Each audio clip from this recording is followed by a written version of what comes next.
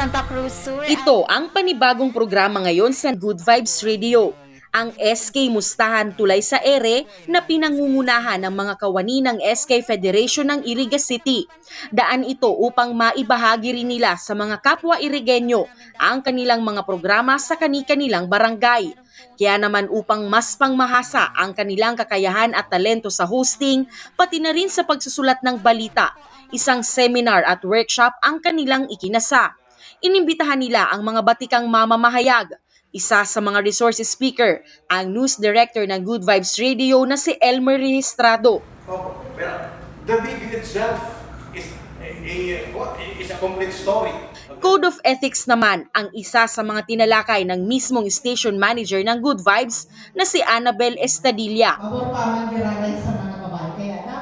At hinasa rin ang kanilang interviewing skills ng journalist na si Jonathan Maestrado. Ayon sa SK Chairperson ng Barangay Santa Cruz Sur na si Sam, malaking bagay umano ang seminar at workshop na ito para madagdagan ang kanilang kumpiyansa tuwing nagpoprograma.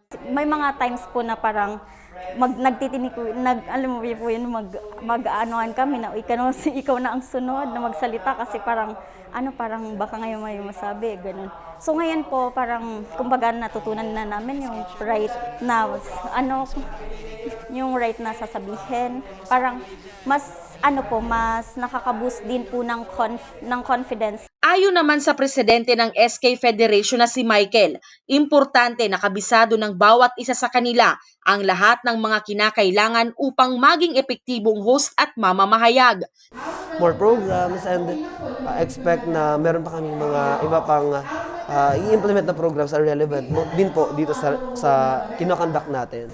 Ang pagkalap namin ng impormasyon kung sino yung mga dapat at di dapat na maging source po namin.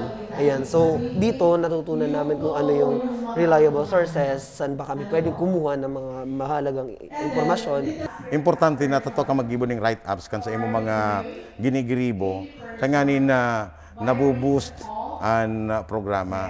Takunday ka nakakapag-gibo ng write-up kayan, nababaliwala lang.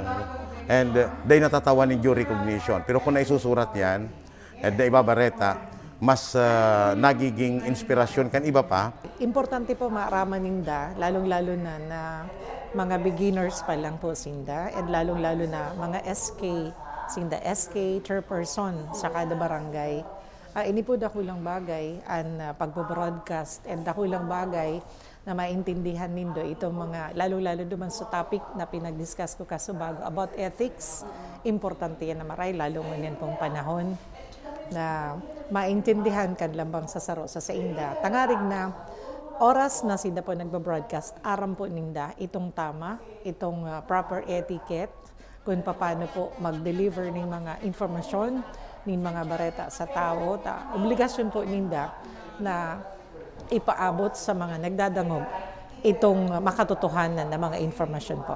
Nagpapasalamat din ang SK Federation sa suportang ipinapaabot sa kanila ng Iriga City Youth Development Council at ng mismong alkalde na si Mayor Madelio Robe Alfelor. Samantala, mapapakinggan ang programang SK Mustahan tuwing Sabado alas 10 hanggang alas 11 ng umaga at alas 4 ng hapon naman hanggang alas 5 tuwing Linggo.